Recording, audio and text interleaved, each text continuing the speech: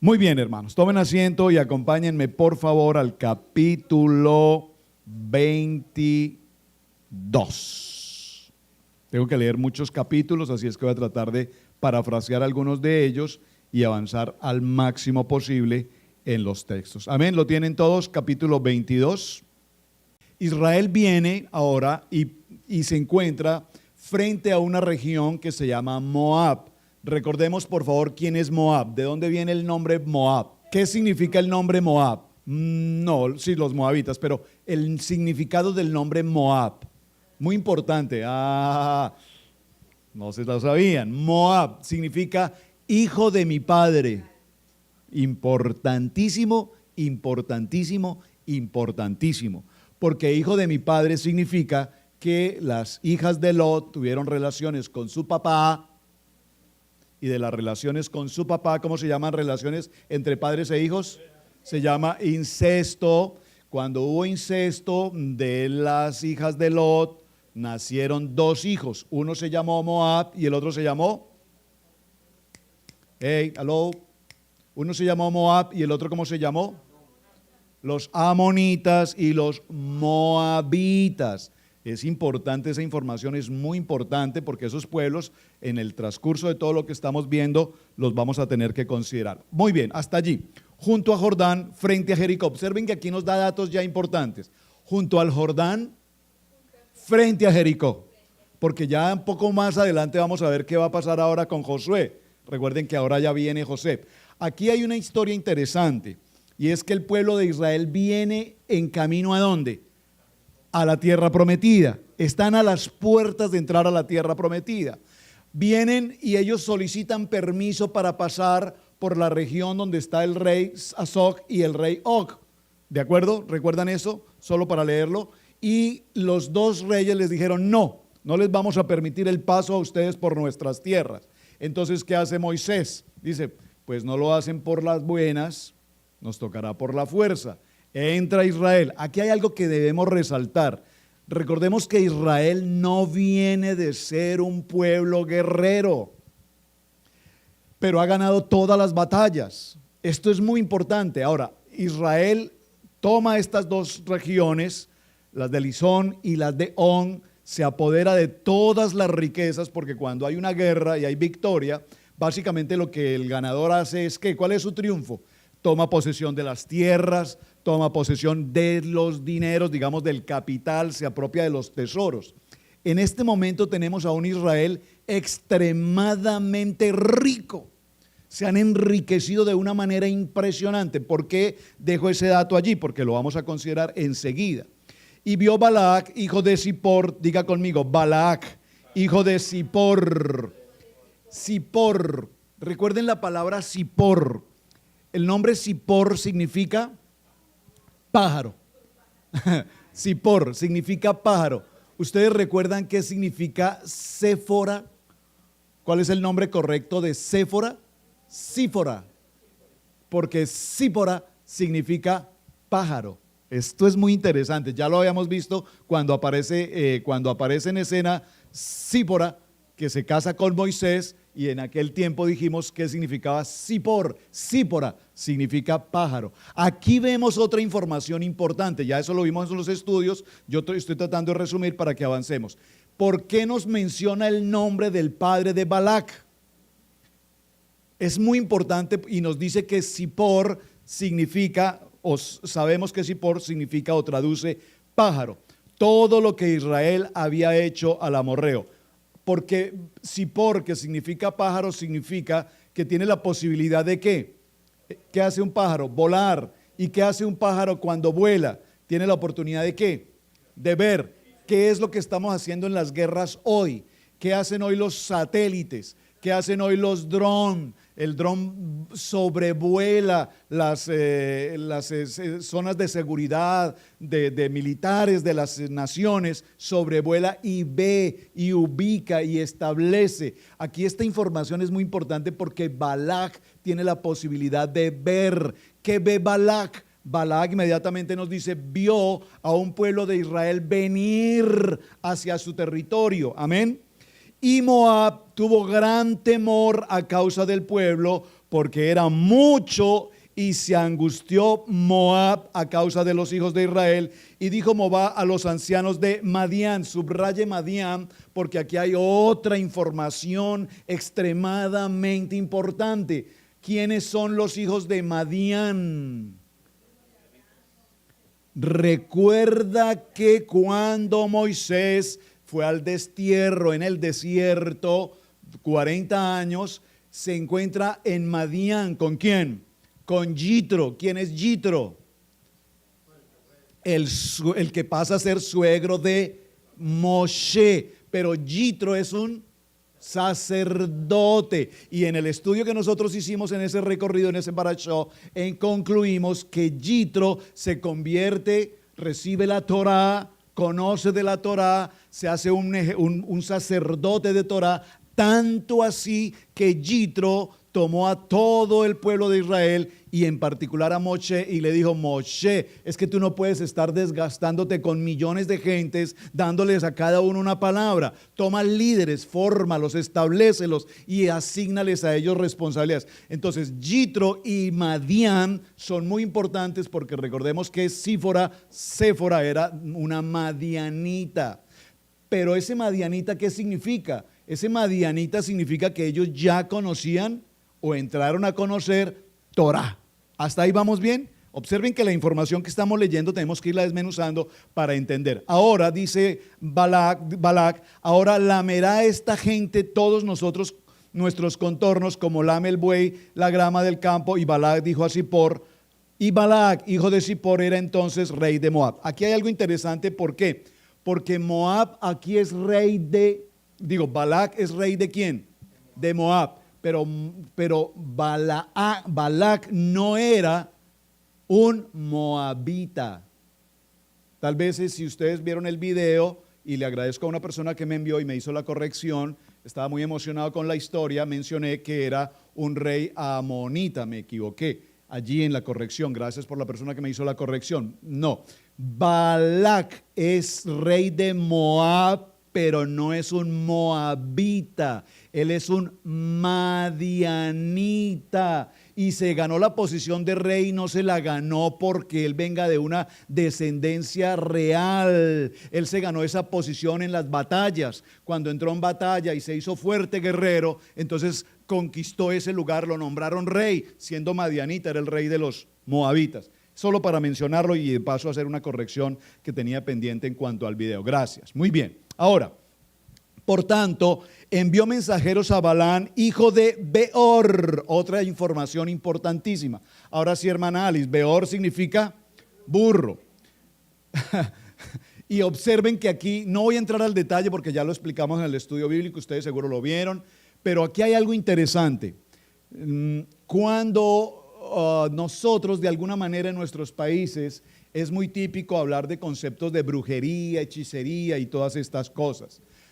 Cuando hablamos, yo recuerdo en mi caso personal, recuerdo a mi abuela cuando visitaba muy niña, llevaba a la finca donde ella originalmente había nacido, y yo recuerdo que nos levantábamos siempre muy temprano, a las 4, ¿sabe que en los campos a las 4 de la mañana, y había que prender el carbón y la leña para empezar a hacer el cafecito, colar el café, todas esas historias. Y de pronto por allá en el silencio de la mañana y los pajarillos empiezan a cantar y viene ese concierto maravilloso de los pájaros, pero en medio del concierto de pronto se escuchaba un pájaro desentonado. Entonces los pajaritos con esos cantos tan lindos, pero de pronto se escuchaba uno por allá. Y yo recuerdo que mi abuela decía, ay, Padre Santo. Ay, Padre Santo. Y ella salía a mirar y dice, ay, ¿dónde está ese canto? ¿De dónde vino ese canto? Ay, allá, esos demonios, esos brujos que no dejan de molestar. Y yo salía a mirar y ¿cuáles brujos? Me decía, mira, amigo, ese pájaro que está allá sobre ese árbol, ese pájaro negro, eso es un demonio, es un brujo. ¿Les pasa a ustedes en sus pueblos algo así? Tal vez sí, ¿verdad? Y entonces yo era pegadito de la falda de mi abuela, haciendo el café ahí pegadito, porque el miedo, el terror. Pero esto lo estoy mencionando porque observen que aquí los nombres de los hijos de estos hombres eran nombres de animales. Tiene que ver, solo lo voy a mencionar, no vamos a entrar ahí, pero tiene que ver porque el concepto de los brujos, los hechiceros y toda esa cosa que nosotros vemos, usted ve el periódico local aquí en español, el Spanish o el Noticias, esos periódicos, usted los abre y usted ¿qué encuentra? Brujo, hechicero, hacemos todo tipo de trabajos. Amarres, ¿sí? Oye, qué vergüenza que nosotros encontremos en un periódico que se llama un periódico decente, educado, culto, semejante porquería que podemos encontrar. Y la gente consulta, ¿y quiénes? Los cristianos. ¿Sabía usted eso? ¿Usted sabe un creyente escuchando el horóscopo?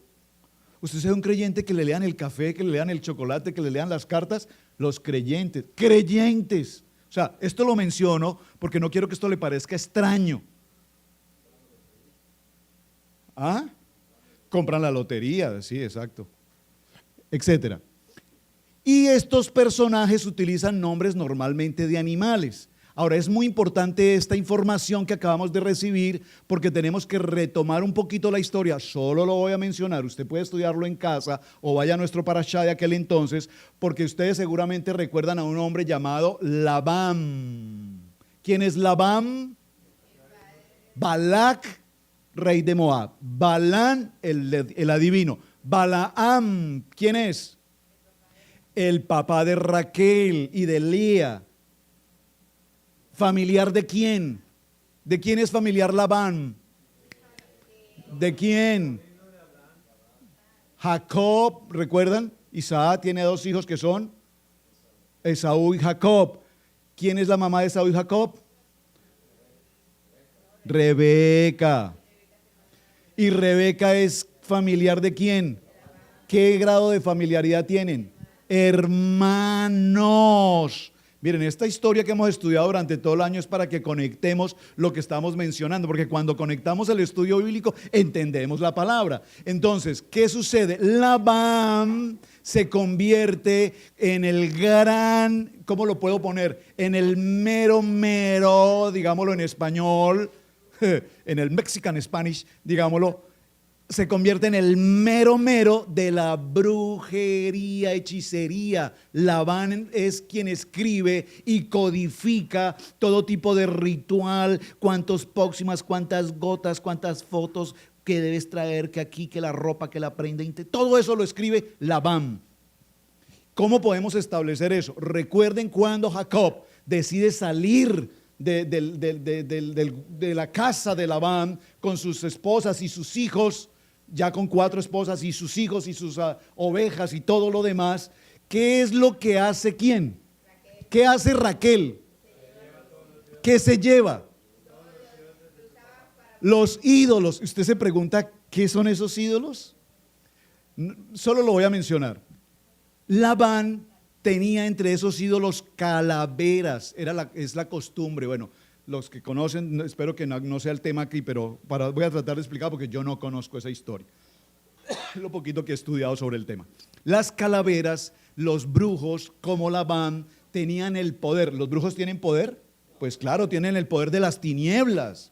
Tienen el poder del inframundo, no tienen el poder de la luz, no tienen el poder de la palabra, no tienen el poder de la bendición, tienen el poder del inframundo, es decir, no tienen el poder de bendecir, el único poder que tienen es el de ¿qué? El de maldecir, muy importante esa expresión. Entonces, Labán tomaba las calaveras que tenía guardadas en un altar, las ungían, comillas, con sangre y hacían todos sus rituales y todas esas cosas, y él tenía el poder con esas calaveras, se convierte como en una dimensión. A través de esas calaveras él podía ubicar dónde estaban las personas que él tenía que buscar. Eso era como un GPS moderno, es decir, ¿dónde está mi celular? Coloque y ubica el celular. Exactamente era eso. ¿Quién sabía eso?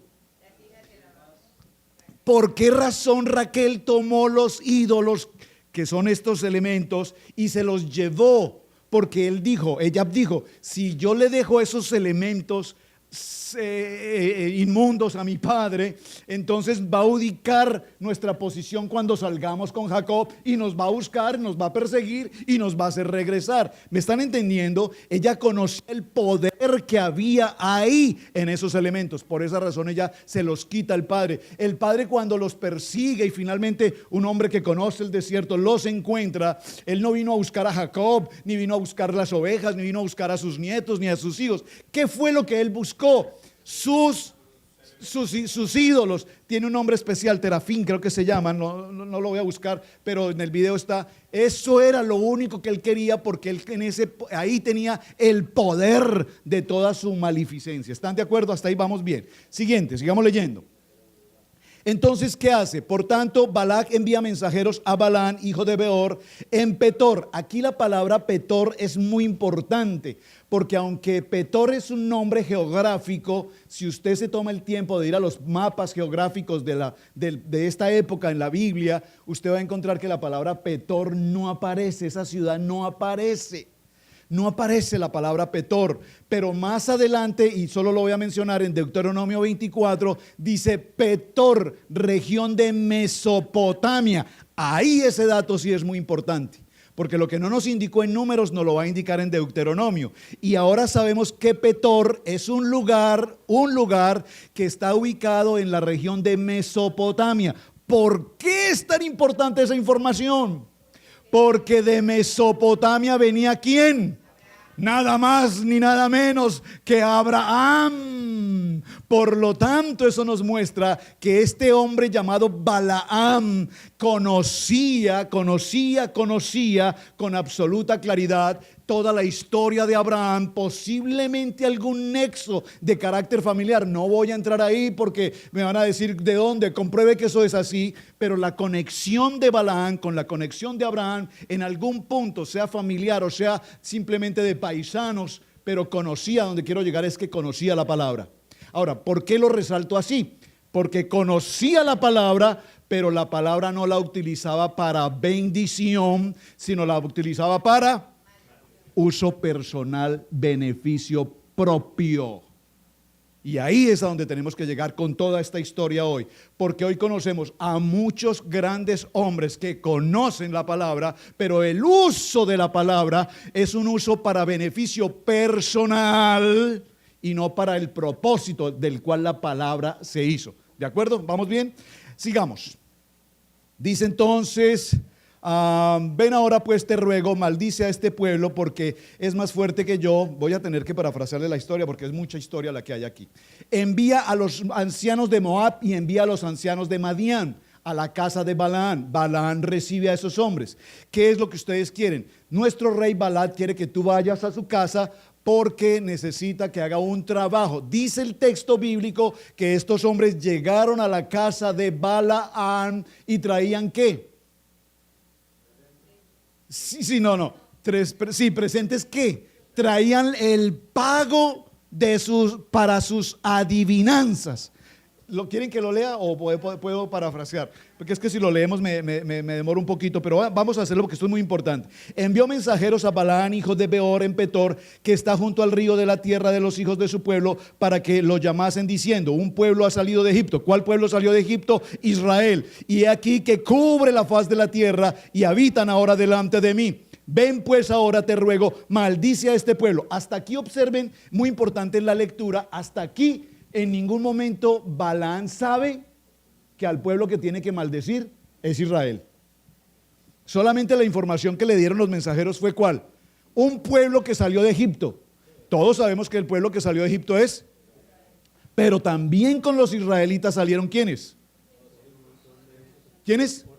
Bien, salieron algunos pueblos extranjeros, otros, no solamente egipcios, otros pueblos que se adjuntaron al pueblo de Israel. Esto es muy importante. Entonces la información que Balaam recibe es ¿cuál? Queremos que vengas porque un pueblo que salió de Egipto ha crecido grandemente sobre la faz de la tierra y ahora moran frente a mí. Siento gran temor porque sé que acaba de destruir a dos reyes poderosos y ahora sé que van a venir contra mí. Siguiente, vamos en el verso 9, 6. Ven pues ahora te ruego, maldice a este pueblo porque es más fuerte que yo, quizás yo pueda herirlo y echarlo de la tierra, pues yo sé que él que tú bendices, bendecirás, y el que tú maldices, maldecirás. Maldito será. Fueron los ancianos de Moab y los ancianos de Madián ¿están conmigo en la lectura? ¿Con qué? Oh, gracias por la ayuda, excelente. Gracias por la ayuda. Las dádivas y los ancianos de Madián con las dádivas de adivinación. Por favor, subraye ese texto, porque estos hombres llegaron a Balaam llevándole presentes. ¿Para qué? Para pagarle sus brujerías.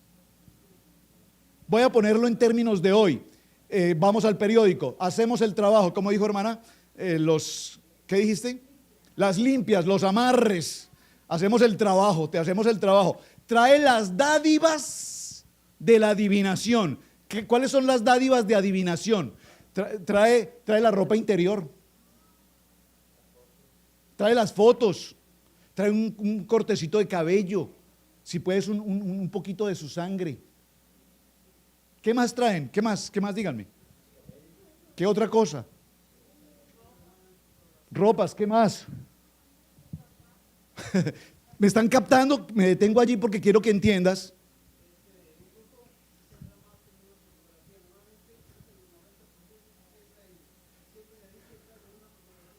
Ok, en una fotografía. Bueno, ahora que tocas el tema y para no desviarnos del tema, ¿tiene un efecto todo esto? Es decir, nosotros los creyentes podemos creer en esto.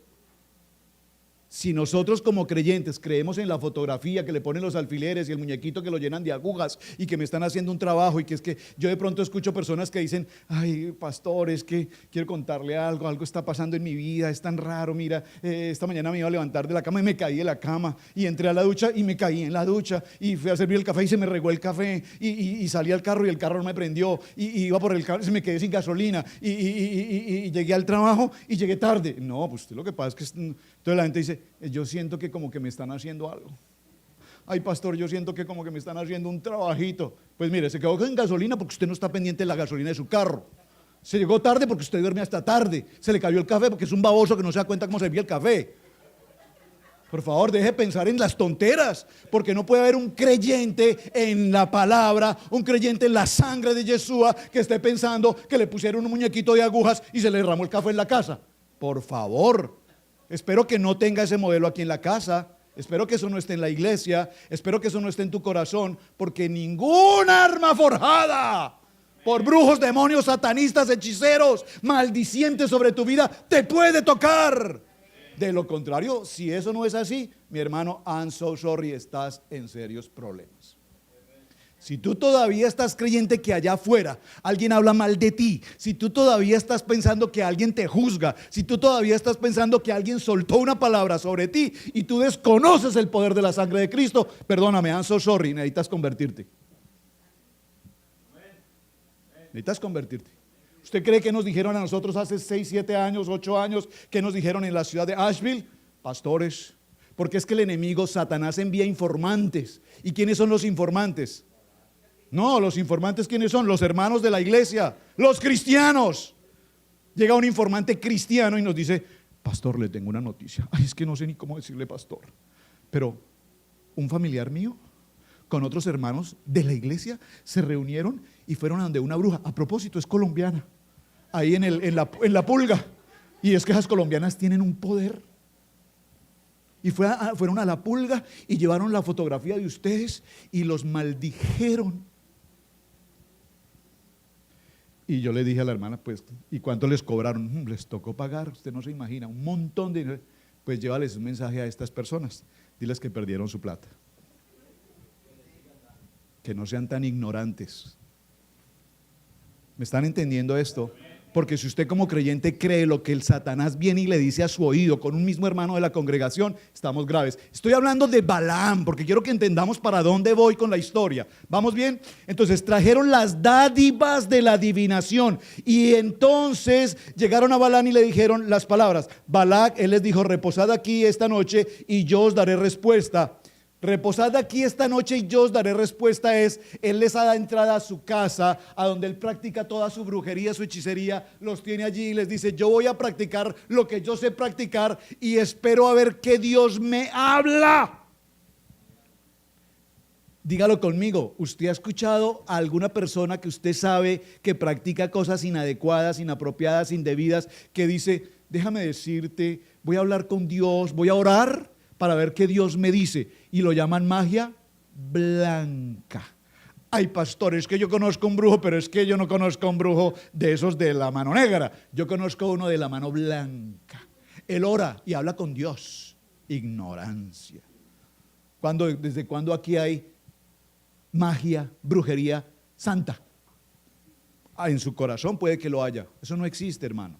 Por favor, tenga cuidado con lo que estoy diciendo, porque aquí Balaam les dice: traen los productos de adivinación, y él les dice: quédense conmigo, ayúdenme esta noche a interceder para ver qué Dios me dice. ¿Y qué le dice Dios?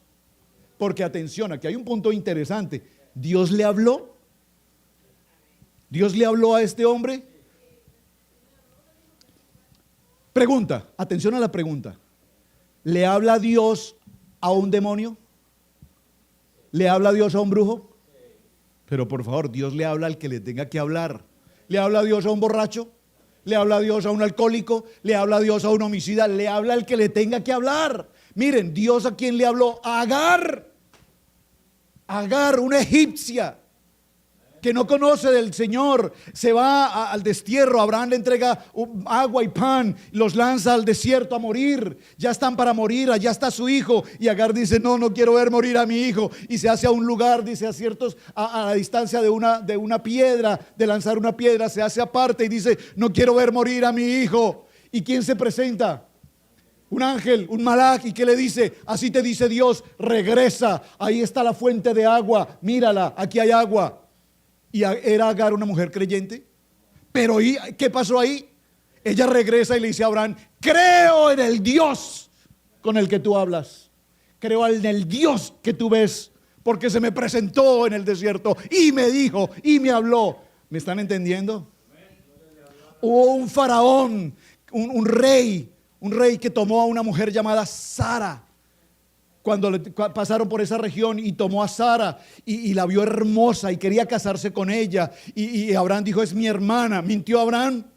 No mintió, era su media hermana. Y cuando el rey la tuvo en sus aposentos, dice la palabra que ¿qué sucedió? Dios le habló a ese rey. Ese rey era creyente, pero ni siquiera sabía que Yahweh existía. Y Dios le habló y le dijo: ten cuidado con esta mujer, porque es la esposa de Abraham.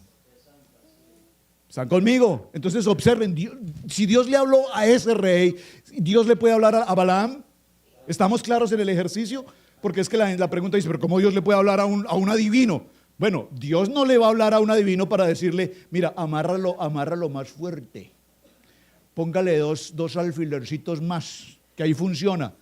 Porque Dios solamente habla para bendecir. Yo quiero que usted tenga presente ese: de los labios de Yahweh, que no es que él tenga labios, pero de su boca, espiritualmente hablando, solo brota bendición. Dígalo conmigo: de mi boca solo brota.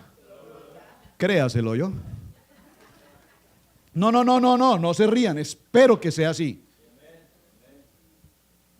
Dígalo: de mi boca solamente brotará bendición, porque de lo contrario mi socio es Balaam. Uy, eso pegó duro. ¿Están conmigo? ¿Vamos bien? Sigamos. Yo os daré la respuesta. Y vino Dios a Balaam y le dijo, verso 9, vino Dios a Balaam y le dijo: ¿qué varones son estos? Observen aquí la pregunta: ¿qué varones son estos? ¿Será que Dios tiene que preguntar qué varones son estos? Interesante la pregunta, dejémoslo ahí. Interesante la pregunta: ¿qué varones son estos? ¿Qué sigue? Y Balaam respondió a Dios: Balac, hijo de Zippor, lo repite, rey de Moab, ha venido a decirme: he aquí este pueblo que ha salido de Egipto, cubre la faz de la tierra, bla, bla, bla. Entonces dijo Balaam, no vayas con ellos ni maldigas al pueblo, porque bendito es. Alguien dígalo conmigo fuerte, dígalo, yo soy un bendecido. Pero créaselo. Porque si usted lo dice pero no se lo cree, entonces usted seguirá igual, en bancarrota, en crisis, en depresión, en angustia, en trabajo, en amarre, en no sé cuántas cosas. Si yo soy un bendecido es porque a mí, mi Padre eterno, me bendijo con toda bendición celestial, y ninguna arma forjada por ningún enemigo me puede tocar. Pero esto no se puede convertir en una frase de cajón que usted repite solamente por repetir. Ay, todo lo puedo en Cristo que me fortalece. Y entonces hacemos de la palabra unas muletillas y repetimos muletillas, pero no las creemos. Y como no las creemos, entonces vivimos una vida totalmente disfuncional en el espíritu, que profetizamos con nuestra boca bendición, pero vivimos en nuestra vida real en completa distorsión de la vida. ¿Me están entendiendo? No vayas, le dice el Señor, porque ese pueblo es un pueblo bendecido. Así Balaam se levantó por la mañana y dijo a los príncipes, volveos a nuestra casa porque no voy a ir, bla, bla, bla, bla, bla. Balaam no quiso venir con nosotros. Balac decide entonces enviar ahora a otros de mayor nivel, de más alta jerarquía, ¿de acuerdo? Para que lo convenzan. Y aquí hay algo interesante.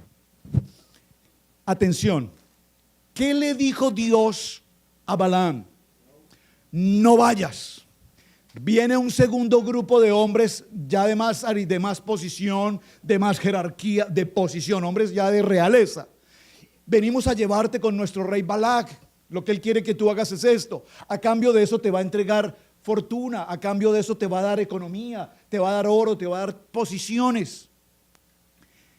Permítanme, pasen esta noche conmigo en casa y permítanme para hablar con Dios, a ver qué Dios determina que debo hacer. ¿Cuántas veces, mi amado hermano, Dios te ha dicho algo que tienes que hacer y no lo haces? ¿Cuántas veces Dios te ha dicho que hay algo que no debes hacer y sin embargo lo sigues haciendo? ¿Cuántas veces tú tienes que preguntarle a Dios algo 2 o 3 veces hasta que Dios te diga que sí a algo que Él ya te dijo que no? ¿Me están captando lo que les quiero decir? Ya Dios le dijo, no vayas. Pero sin embargo viene una segunda noche. Aquí hay varios estudios interesantes sobre el tema, no voy a detenerme allí. Pero pareciera ser que la segunda noche, cuando Dios le habla y le dice, ok, ¿quiénes son estos hombres? Nuevamente estos hombres de Balac que vinieron nuevamente a llevarme. Ok. Le dice Dios, ok, ve con ellos, solamente vas a decir lo que yo te diga que tienes que decir, no puedes maldecir al pueblo de Israel. Pregunta, ¿has pasado por esa experiencia de preguntarle a Dios 2 veces, 3 veces, si lo que vas a hacer es correcto o lo que vas a hacer es incorrecto? Saben, este es un ejemplo muy particular para las jóvenes niñas que están aquí. Y no, ¿por qué no los jóvenes, los varones? Hablo más de las niñas porque hemos visto tantos testimonios con el tema de las niñas. Mami, papi, pero es que es divino. Ay, ese Roger es lindo, mami, si tú vieras, él se quiere convertir, él me dijo que sí, que él quiere venir a la iglesia. Entonces la mami, que es una mujer espiritual, le dice, hija, yo quiero lo mejor para ti, mi amor. Yo he vivido una vida muy difícil.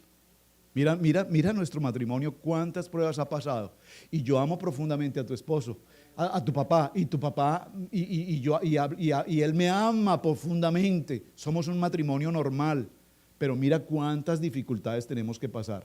Si no es porque estamos unidos en el amor de la palabra, nuestro matrimonio sería una crisis total. Hija, no quiero eso para ti, mi amor. Quiero para ti lo mejor. Ay, mami, mira, por favor, es divino, es que él es tan lindo. Ay, si supieras cómo habla de lindo, mami. Ay, déjame seguir con él. Mi amor, habla con Dios y que Dios te lo diga. Entonces, una niña espiritual habla con Dios. Amado Padre eterno, di que sí a lo que te voy a preguntar. Y me comprometo contigo, Señor, a ir a la alabanza. Y me comprometo, Señor, a orar. Y si es necesario ayunar, yo estoy dispuesta a hacerlo. Pero recuerda que tienes que decir que sí, que sí, que sí, que sí. Padre, ¿estás de acuerdo en que yo tenga una relación con este joven tan bello? Y el Señor le dice: hija amada, si lo que quieres vivir es una vida en desgracia, está bien, hija, es tu decisión. ¡Ay, dijo que sí, dijo que sí! ¿Me están captando un poquito la exageración de lo que estoy tratando de mostrar? Pasan unos cuantos días, meses, ¿y cómo regresa la niña? Mami, ¿por qué Dios me diría que sí? Debió haberme dicho que no. Y yo le dije, y Dios no me hizo caso. Pretendemos manipular a Dios con el tema. Después de que se lleva el golpe, el fracaso, el problema, etcétera, entonces ahora culpamos a Dios. Estoy dando un ejemplo para los jóvenes, pero ¿qué tal un ejemplo para los adultos? ¿Cuántas veces a nosotros Dios nos dice no esto, no esto, no esto? Señor, ¿tú crees que estará bien si yo doy esta ofrenda, si yo doy este diezmo? ¿Desde cuándo acá tú tienes que estarle preguntando a Dios si tienes que diezmar? Gracias por el testimonio, hermano Alfredo. Si tú tienes que presentar tu ofrenda y tienes que presentar tu diezmo delante de Dios y eres un creyente, ¿desde cuándo acá tú tienes que preguntarle a Dios si tienes que ofrendar o tienes que diezmar? ¿Desde cuándo?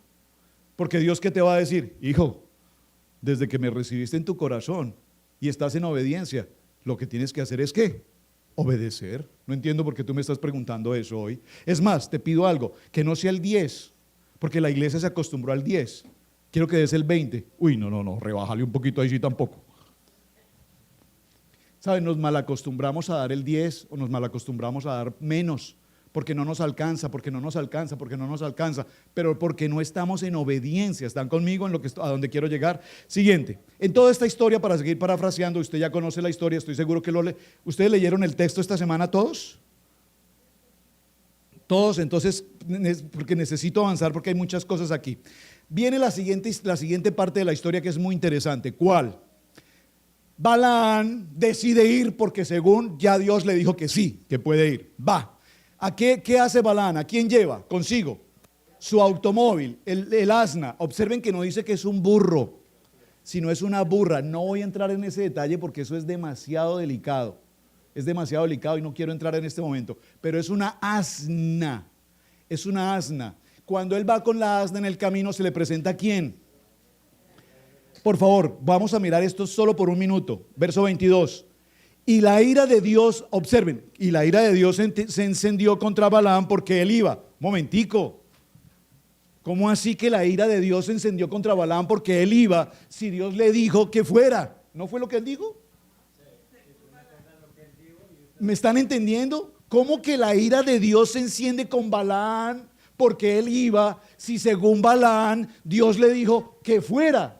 ¿Me están captando el ejercicio? Aquí no hay tal de que Dios le dijo que fuera. Aquí lo único es que Balaam hizo lo que a él le parecía que tenía que hacer, porque el ofrecimiento económico que le entregaba Balac era un ofrecimiento que le significaba el poder, que le significaba reconocimiento, que le significaba posición. ¿Me captaron el ejemplo, por favor? ¿Me captaron? Quiero que me den un amén. ¿Lo captaron? Aquí no es que Dios le dijo ve, aquí es que él creyó que Dios le había dicho que fuera. Aquí no es que sí, hija, toma a ese varón, sino que ella creyó que Dios le dijo que sí. Aquí no es, hijo, que Dios te dijo toma a esa joven, sino que tú creíste que esa era la joven que tú debías tener, porque más vale lo que hay en tu creer, en tu corazón, que lo que Dios te dice. ¿Me están captando? ¿Cuántas veces Dios nos dice no y sin embargo nosotros decimos sí? ¿Cuántas veces a las cosas malas nosotros las llamamos buenas? ¿Cuántas veces a las cosas que no son de Dios nosotros las tomamos como si fueran de Dios? ¿Me están captando?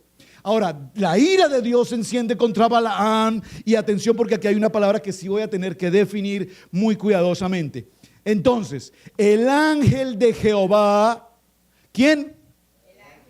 El ángel de Jehová se puso en el camino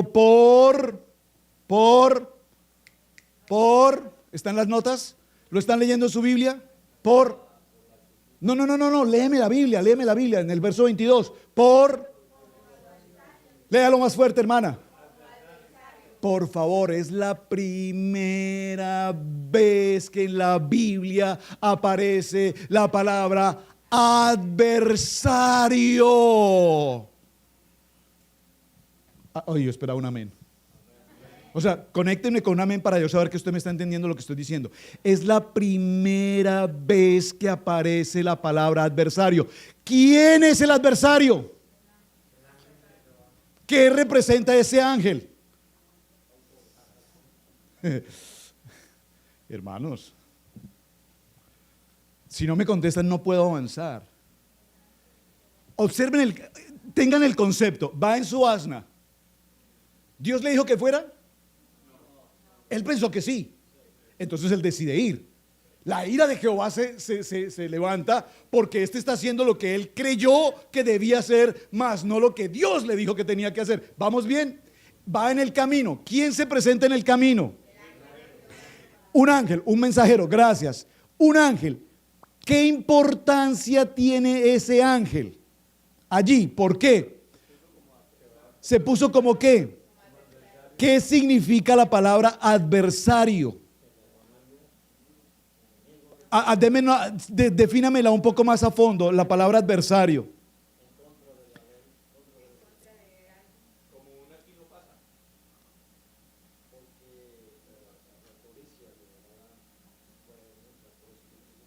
Bueno, muy bien, hasta ahí vamos bien.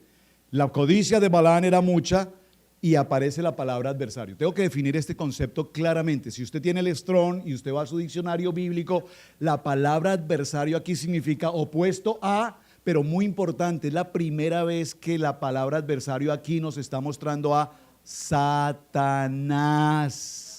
Entonces, un momentico, pastor, pero ¿cómo así que el que se le presentó fue Satanás? Es que atención, cuando yo les digo Satanás, no se debe nombrar en un púlpito la palabra Satanás. ¿Sabía usted eso?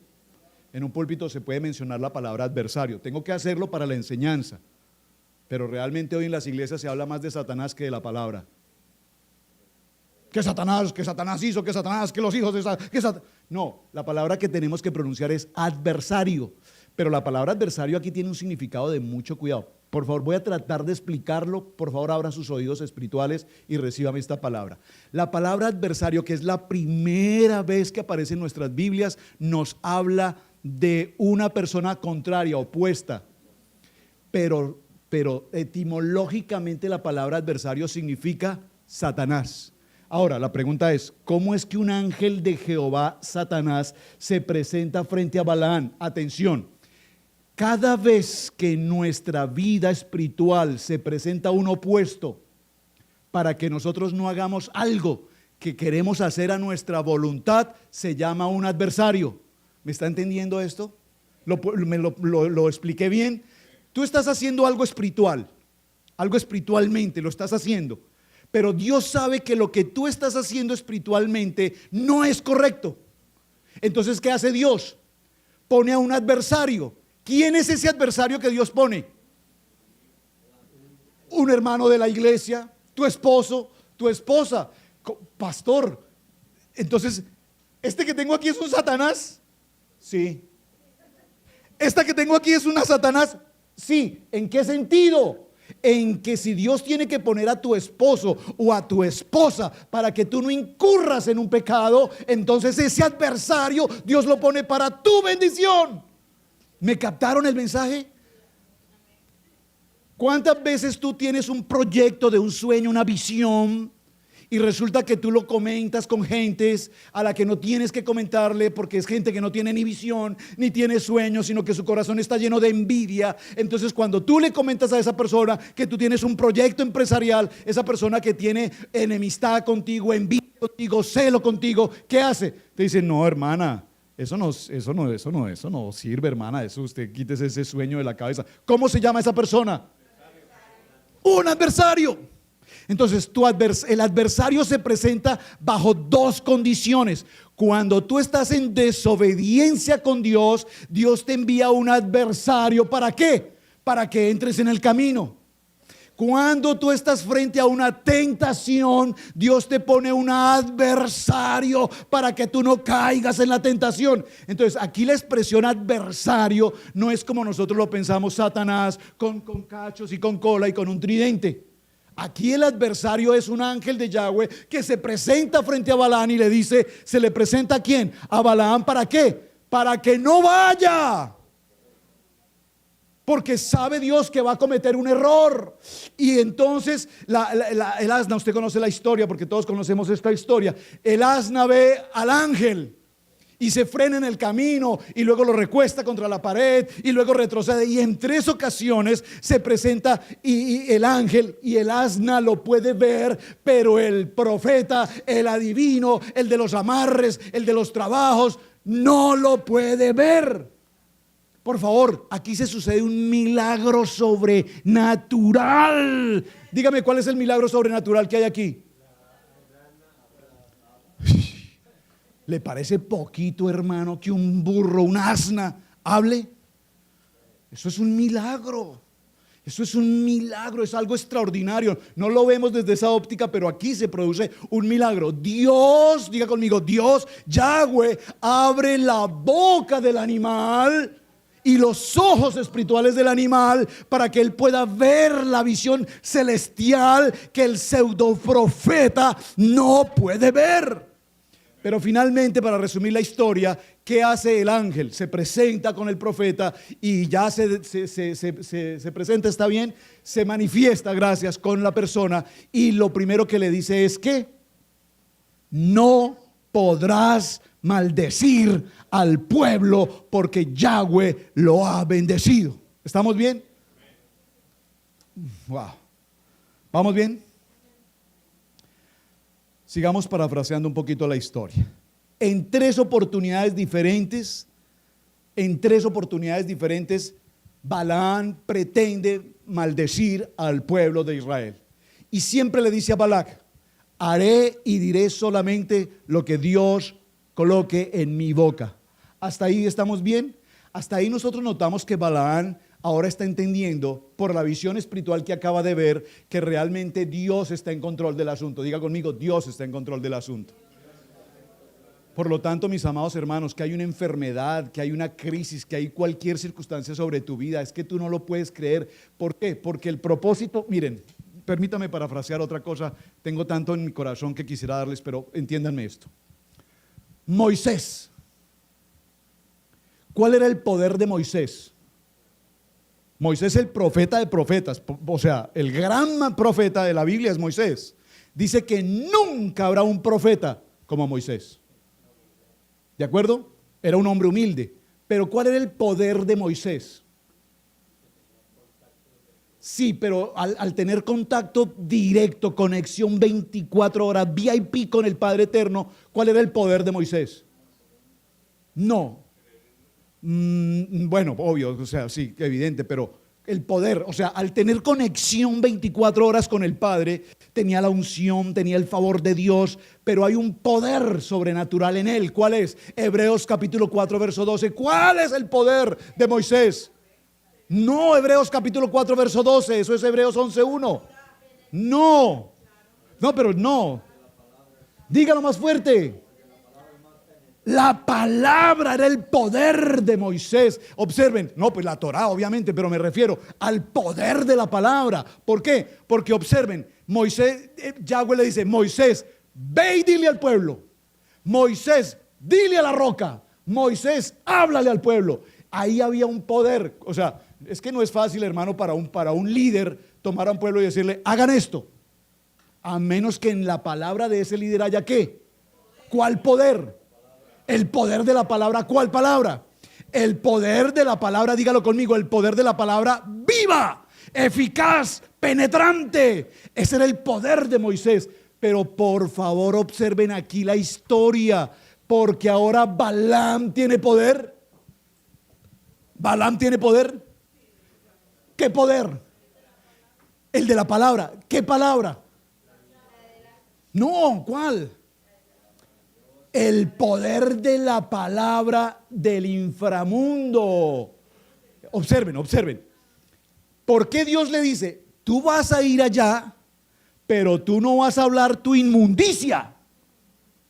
Tú no vas a hablar tu inframundo. Tú no vas a hablar tu adivinación ni tu hechicería. Tú vas a ir allá y vas a hablar con el poder de la palabra viva. ¿Y el poder de la palabra viva cuál es? ¿Para qué contrataron a Balaam? A Balaam. ¿Para qué? Para que soltara ¿qué? Una palabra de maldición. Porque Balaam, lo que tú bendices es bendito, pero lo que tú maldices es maldito. Ese es el cuento de los brujos. Mire, yo le traigo aquí esto para que me bendiga. Yo le traigo esto para que maldiga. ¿Quién tiene poder de bendecir? Solo el Padre. Ahora, ¿van captando la idea? Entonces, ahora Balaam tiene poder. ¿Cuál era el poder de Balaam? El poder de la palabra ¿qué? De la palabra maldecir. ¿Están conmigo? ¿Me están captando esto? Permítame cerrar la idea. A ver, permítame conectar. Necesito conectar ideas. Ya Balaam sabe que él no puede usar su palabra. ¿Cuál es su palabra? ¿Cuál es su palabra? La de su yo. Es que, hermanos, nosotros ¿cómo evangelizamos? ¿Usted evangeliza con la palabra o usted evangeliza con lo que a usted le parece? El 99% del evangelio hoy es intelectual. El 99% del evangelio hoy es lo que a mí me parece, pero no es el producto de la palabra viva, eficaz y penetrante. Y hoy aprendí una lección maravillosa en la escuela dominical. Cuando nos reunimos los varones, me di cuenta cuánto necesitábamos trabajar en enseñar a alguien por qué yo estoy estudiando mis raíces cristianas de la fe, porque no estamos preparados para hacerlo. Entonces procuramos salirnos huyamos por la derecha. ¿Dijo quién? ¿Cómo se llama? El yogi. Dijo, estamos en un problema, no sabemos cómo explicar la Torá, huyamos por la derecha, pues nosotros estudiamos la Torá porque pues la Torá es muy linda, porque la Torá es bonita, porque son los primeros 5 libros de la ley. Y huimos por la derecha y creemos que estamos haciendo el gran ministerio evangelístico. Mientras tú no enseñes la palabra conforme a la palabra, escrito está, entonces estás trabajando en tu mente, en tu capacidad humana, en tu intelecto. Y el Señor le dice a Balaam, no irás a hablarle a ese pueblo de tu boca, sino que lo que salga de tu boca será la palabra de bendición para la cual yo voy a llevarte. ¿Vamos bien?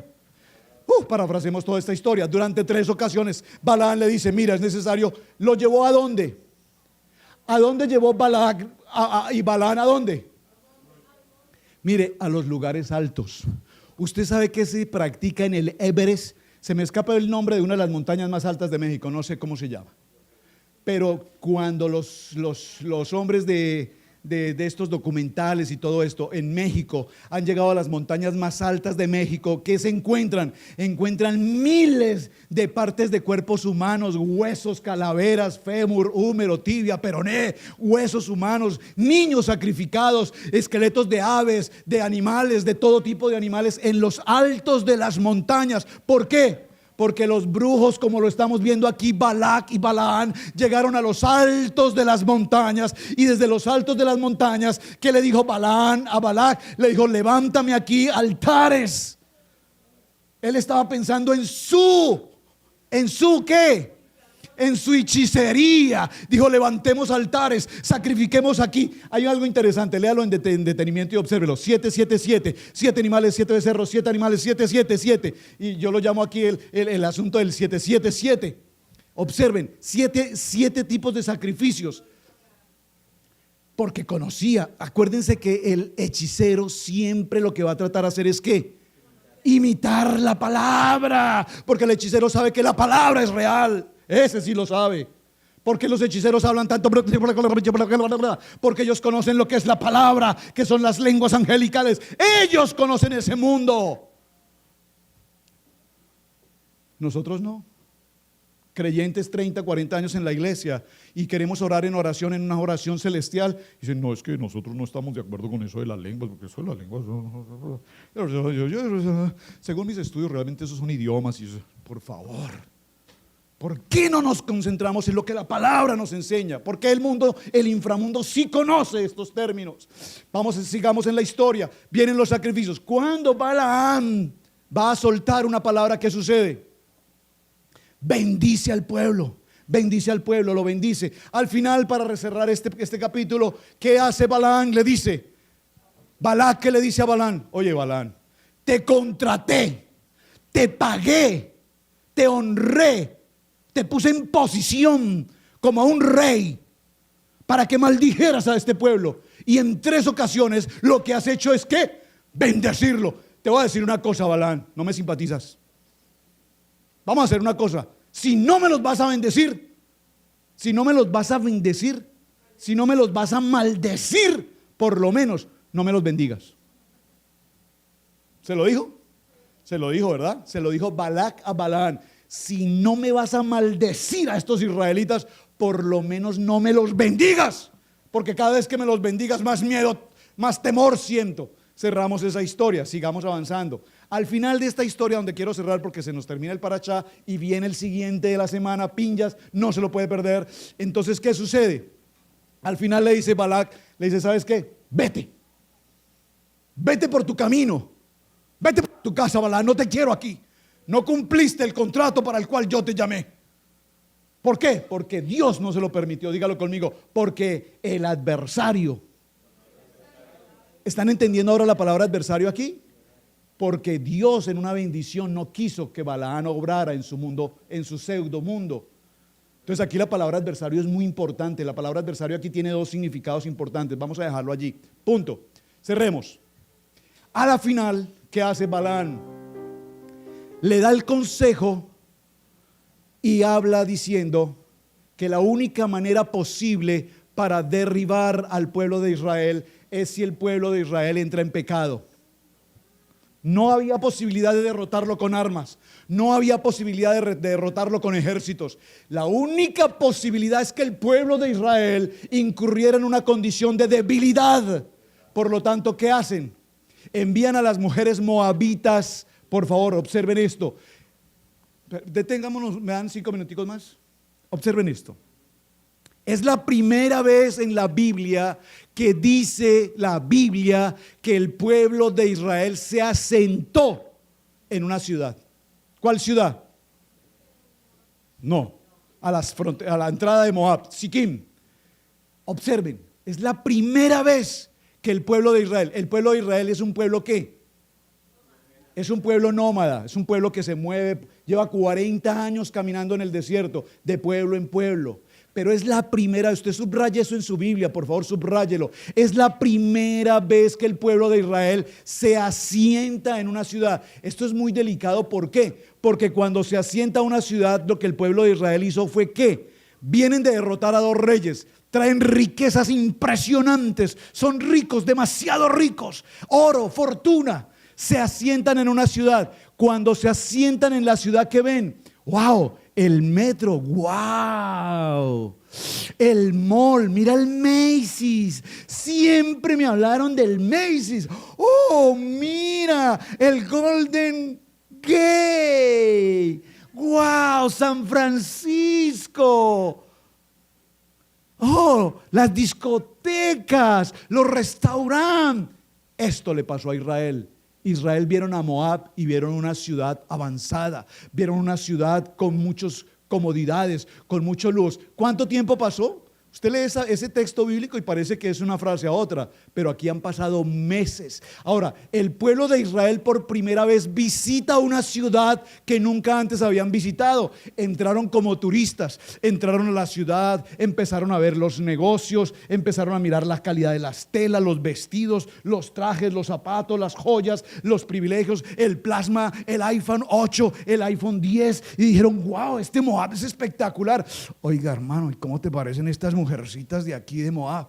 Y el otro le dice, uy, hermano, esas mujercitas de Moab están bellas.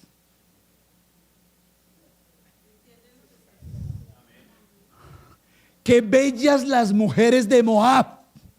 Entonces ellos empiezan a entrar a los restaurantes, y esto lo dice un midrash que se escribió hace 1000 años. Entran a los restaurantes de 5 estrellas, los atienden como reyes, porque ahora que tienen dinero, Moab lo único que le interesa es el dinero. Piden los mejores platos de comida, los atienden lo mejor posible, y ahora que se encuentran en este lugar, que una vez les atienden las comidas, les empiezan a dar ¿qué? Licor. Muy bien, licor. Y después de que toman licor, ¿cómo vieron a las moabitas? Más bellas. No, buenas, buenas, buenas. Uy. Porque ya ebrios, mejor dicho, si las vieron bonitas en sano juicio, ebrios las vieron triplemente bellas. Y en el mismo lugar tenían habitaciones a donde los hombres pasaban. ¿Y qué hacían? Se prostituían con las moabitas, pero para prostituirse, número 1, tenían que idolatrar a sus dioses, y número 2, se podían prostituir. A cambio de eso, ¿qué recibían ellas? Por supuesto, dinero, dinero, dinero, y se convirtió esto en el negocio. Entonces los líderes de Israel fueron los que empezaron a tener esos privilegios de salir al mundo, helenizarse, asimilarse y caer incurrir en la prostitución. Entonces el negocio empezó. Oiga, imagínate que nos dimos una vueltica el fin de semana por allá por Moab. Un restaurante espectacular con todos los servicios. ¿Cómo así con todos los servicios? Con todo, hermano, lo voy a contar. Y empezó la historia, y el pueblo de Israel se empezó a prostituir, no solamente en el pecado de sexualidad, en la prostitución, sino a convertirse en adoradores de ídolos paganos. Pero en la historia, para nuestro cierre, aparecen ahora ¿quiénes? Las mujeres madianitas, porque una cosa son las moabitas. ¿De dónde viene Moab? Del pecado de incesto entre Lot y sus hijas, o una de sus hijas. Ahora, para las moabitas, el incurrir en la fornicación era normal. La profesión de la prostitución. ¿Están conmigo? Pero ahora en escena aparecen las mujeres madianitas. ¿Y las mujeres madianitas de dónde vienen? Ya lo explicamos, por eso introduje el tema con esos dos para hacer el cierre. ¿De dónde vienen las madianitas? De Madián. ¿Quién es Madián? Es un sacerdote, Jetro de Madián, que cuando estuvo con Moisés conoció de la palabra. Por lo tanto, los madianitas conocían del Dios Todopoderoso. ¿Están conmigo? Pero las mujeres madianitas recibieron una orden específica. Ustedes van a ir y van a incurrir en la prostitución con los israelitas para que ese pueblo sea maldito. Ahora las madianitas van, y para poder tener relaciones con ellas, lo primero que ellas les exigen a los hombres de Israel, ¿qué es? Ahí usted va a leer el texto un poco más adelante que dice, en Baal Peor. Lo voy a definir en pocas palabras. Para que se pudieran tener las relaciones de prostitución los hombres de Israel con las mujeres madianitas, los actos de prostitución los celebraban físicamente frente a los dioses Baales, gracias, a los dioses paganos. ¿Me están entendiendo? Es decir, cuando ellos tenían la relación en la prostitución, número 1, prostitución, pecado, pero número 2, la prostitución la ejercían frente a los dioses paganos, es decir, su acto de pecado en la relación de prostitución la ofrecían físicamente a los dioses paganos. ¿Me están entendiendo esto? Por lo tanto, cerremos la historia. Dios da una orden. ¿Cuál es la orden? Le habla a Moisés y le dice: Moisés, por cuanto los hijos de Israel, los líderes de Israel, pecaron, vuelvo a hacer el ejercicio, pecaron. La pastora me hizo la pregunta esta mañana y me dejó interesado. ¿Y acaso los hijos de Israel no tenían puestos los tzitzits? Ya Dios les había dado la orden, todos tenían tzitzits, pero todos se iban con tzitzits a donde las moabitas y a donde las madianitas. Ojo con lo que estoy diciendo porque es bien delicado, pero solo lo vamos a dejar ahí porque es muy interesante. Número 1. Número 2. Ahora en esta situación, Dios dice: toma a los líderes de Israel que incurrieron en ese pecado de prostitución e idolatría y ahórcalos. Atención a la orden: matarlos.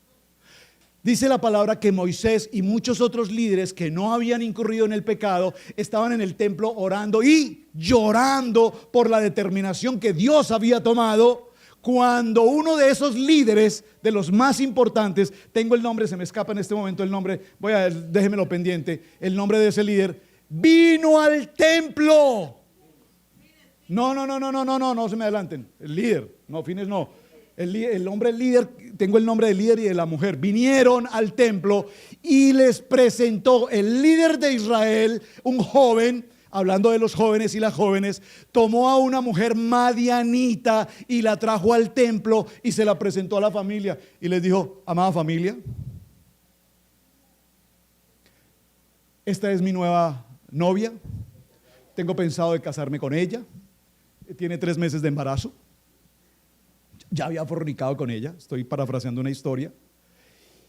Y el pueblo de Israel, ¿qué estaba haciendo en ese momento? Lloraban, porque la decisión que Dios había dado era ¿cuál? Matar a todos estos que habían cometido este pecado. En ese momento dice la palabra que Moisés no tomó la acción inmediata de matar a los líderes, pero se había propagado una plaga entre el pueblo de Israel. Entre todos los que habían cometido el pecado se había propagado una plaga, lo vamos a ver más adelante porque el texto dice, y en la historia, ¿aparece quién? Ahora sí, ¿quién? No me lo lea, léamelo en el original. Pinjas. Ese Fines yo no sé de dónde lo sacaron. Ahí la traducción se les fue Fines y resulta que no es Fines, es Pinjas. ¿Quién es Pinjas? ¿Hijo de quién? De Eleazar. ¿Hijo de quién? De Aarón. ¿Quién es Pinjas? Nieto de Aarón. ¿Es importante la información? Es extremadamente importante esa información, de tal manera que aquí Pinjas, al ver el dolor del pueblo en el templo y cómo este líder trae a una mujer pagana al templo y la presenta en el templo, entonces ahora Pinjas, ¿qué hace? Toma una espada, persigue a ese hombre, a ese líder y a esa mujer hasta el cuarto donde ellos van a estar encerrados, y cuando están en el mismo acto de su pecado, dice la palabra que inmediatamente tomó la espada y los atravesó a los dos. Usó una palabra más hispana, los insertó a los dos. Dice la palabra que inmediatamente cesó la plaga, la peste en Israel, y 24,000 de los israelitas murieron. Ahí, punto, final. La próxima semana, a la misma hora y en este mismo canal, continuaremos con el parashá Pinjas. Léalo por favor, porque ahora vamos a ver qué pasó con Pinjas, qué pasó después de la muerte de esto, qué pasó con Israel. Es extremadamente importante. Tuve que parafrasear la historia porque es uno de los temas más extensos que podemos tener, pero para el cierre de toda esta historia, permítame concluir aquí. Dígalo conmigo, por favor, repítalo conmigo. Que mi boca no se abra como Balaam para maldecir, para hablar en nombre de Yahweh, cuando en mi corazón hay otra intención. Que mi boca solamente se abra para que la palabra de Dios fluya de mi corazón y yo pueda bendecir. Dígalo por favor, dígalo, bendecir. Yo tengo que bendecir. Padre amado, te damos gracias. Qué enseñanza, qué historia más apasionante podemos ver en tu palabra. Hay tanta enseñanza en todo este proceso. Dios, no permitas que seamos como ese Balaam, buscando prestigio, posición, dinero, pretendiendo ser conocedores de tu palabra y pretendiendo hablar en nombre tuyo, cuando lo único que buscamos es el prestigio personal, el rating, la popularidad. Señor, no tengas en cuenta esas debilidades en los seres humanos y permítenos mostrarnos como Moshe, un hombre humilde, dice tu palabra, ninguno tan humilde como Moisés, que mantenía una comunicación permanente contigo y a quien tú le indicabas cada paso que teníamos que dar. Padre, en esta semana que hemos comenzado, cada día, cada momento, cada acción que debamos tomar, pedimos tu presencia y que cada paso que demos, tú nos digas sí, que sea sí, y que si tú nos dices no, que sea no. Que no tengamos que jugar a una ruleta hasta que finalmente tú aceptes hacer lo que a nosotros nos parece. Permítenos, Señor, a identificar con claridad tu voz y saber cuándo debemos hacer lo que tú dices que tenemos que hacer. Dígalo conmigo, por favor. Hoy me someto en obediencia a tu palabra. Amén, amén y amén. Hermanos, muchas gracias. Dios les bendiga. Amén.